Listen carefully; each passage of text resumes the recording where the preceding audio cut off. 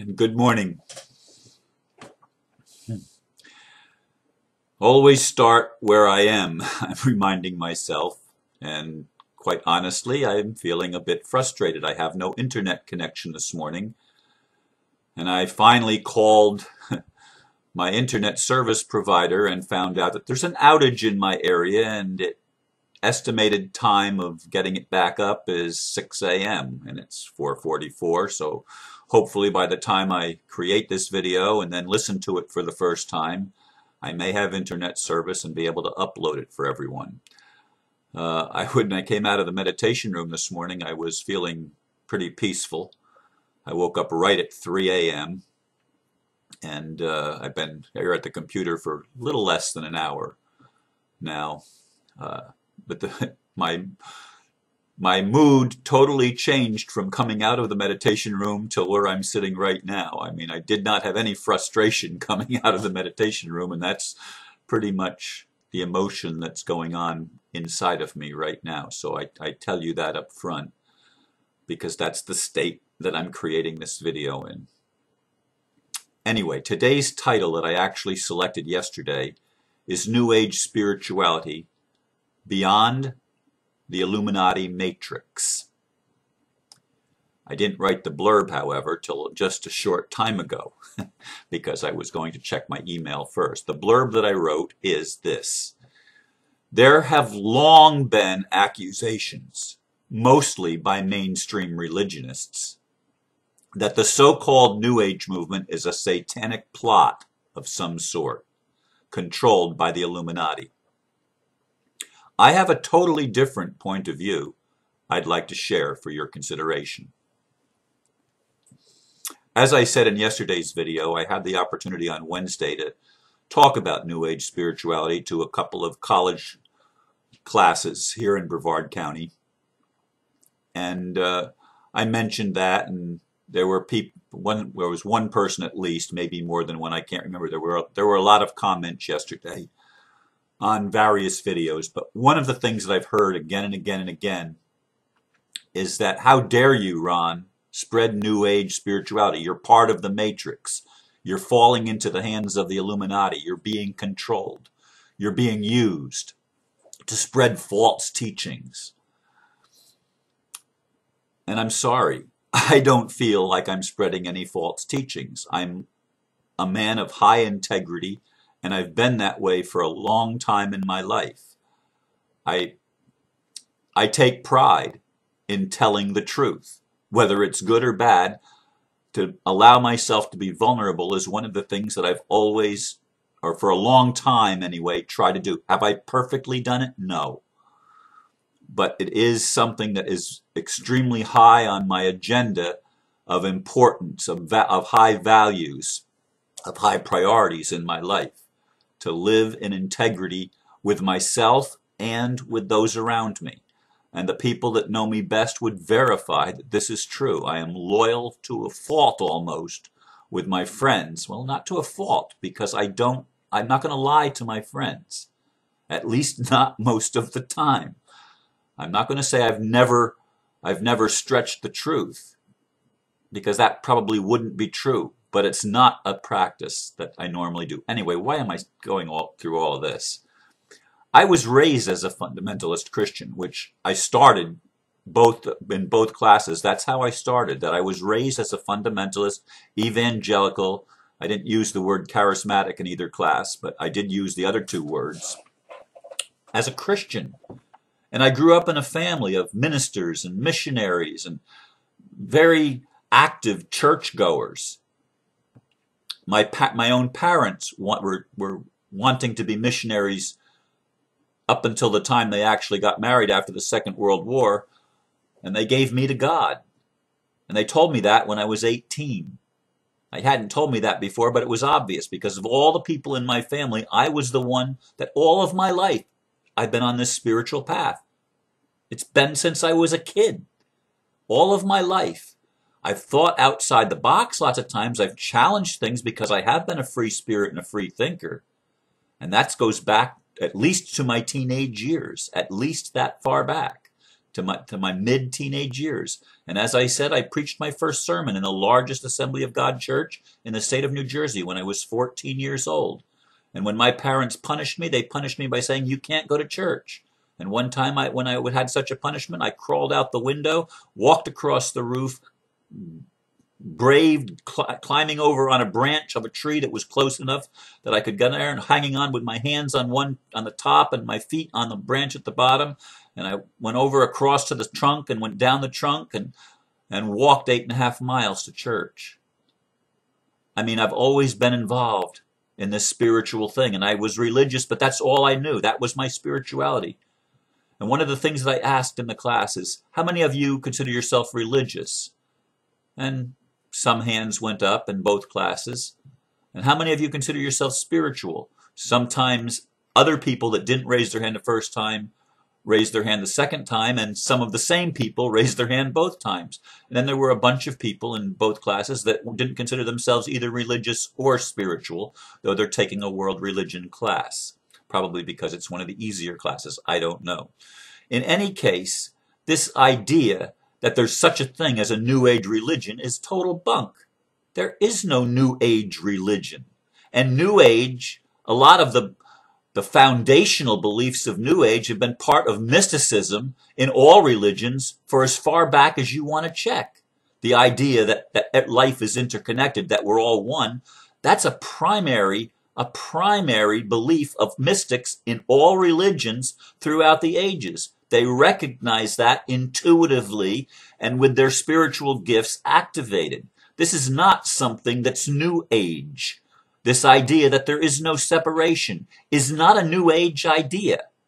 It's an idea that people that are labeled New Age have come to accept. Why? Because science even tells us that there is an invisible web that connects all things, and there's scientific laws of physics that they may not understand completely, but they recognize by testing that it's true, that there is instantaneous, you can take two cells and separate them, and even if they're many miles apart, even if they're on opposite sides of the world, what you do to one will happen to the other one. And other such tests, as I'm reading in David Wilcock's book that I haven't had a chance to touch for the last few days at least, because I've been so overwhelmed and busy. But these basic ideas of what are labeled New Age, the unity type beliefs, are not New Age at all. It's ancient mysticism. And before the Illuminati was ever even heard of, these were basic spiritual principles that now individuals who are completely diverse, you might have a New Age Hindu, or a New Age Buddhist, or a New Age Christian, or a New Age Jew, or a New Age Muslim, or a New Age Taoist. You know, pick your religion. There's people that are going to be labeled New Age in all of those because there's a certain core of beliefs that seem to be common ground in what is labeled New Age spirituality. But it's common ground because it's truth that we're rediscovering and reaffirming in contradiction to the lies of religion that have preached separation from God and separation from each other, and have polarized human society to create the world that we've lived in. And if you think that people starting to come to a common idea of unity is something that the Illuminati is creating, well, maybe from their higher self they might be creating it, but it's certainly not the game plan of the Illuminati as far as their divide and conquer mentality that's been going on for a long time, that has created the matrix of separation consciousness and has played that to the hilt, creating wars and conflicts on every planet. And because of the idea of separation in us, that we feel alienated from God or our greater good, or from the cosmos, we feel unworthy. We're told we're not good enough. We're fed all this guilt and fear stuff and all the shame stuff by our religions in most parts. That's an Illuminati plot. Christianity as it exists, and Islam as it exists, and Hinduism as it exists, where it divides and divides and divides, and you have wars raging between religious people, they're proving that they're religious and not spiritual. Spiritual people are mystics, or at least embrace principles of mysticism, which is what? Which is the unification or the unity of all life. All life is interconnected. What is happening is people say, well, the Illuminati wants to create a one world order, a one world government, a new world order. Well, let me tell you something. So does God. It's a totally different new world order than what is billed as the new world order. The new world order of short-sighted people who are Luciferian or satanic or whatever, that are part of this Illuminati thing that they don't even know. All they know is they like the power. They like having being able to steal a lot of money from a lot of people and control a lot of people. They get off on that. A lot of individuals, a lot of humans get off on that. That's their role. That's a role that they're playing. New Age spirituality, though, is an outpouring of the Holy Spirit as promised in Christian scriptures and as promised in the Quran and as promised in teachings around the world, that there would be a time of awakening. This is the time. Call it New Age spirituality if you want, but it's beyond the control of the Illuminati. It's beyond the control and outside of the matrix that we've been living in for thousands of years. It's not in the purview of that system. It's a totally different thing. And yes, it's going to create a one world, a new world. And that was what was promised by Jesus in the Bible. And that was what was promised by prophets and seers throughout the ages in various religions, that there would be a time of awakening and people would come together and there would be peace on earth. Now, if that's New Age spirituality, give me more of it.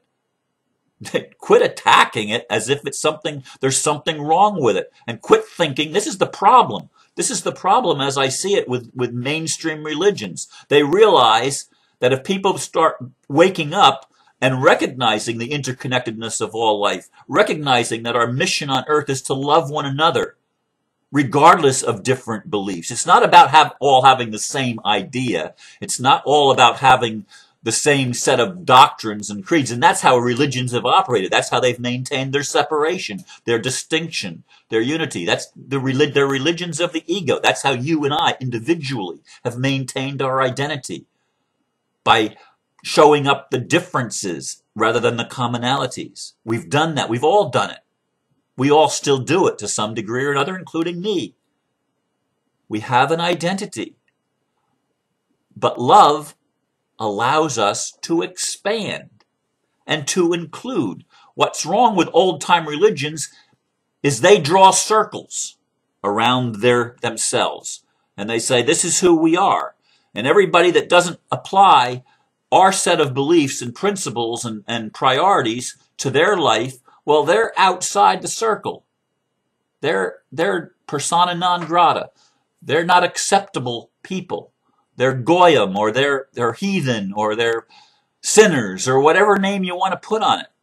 And so you've got this inner circle of people that are in the in group, that they have the right answers.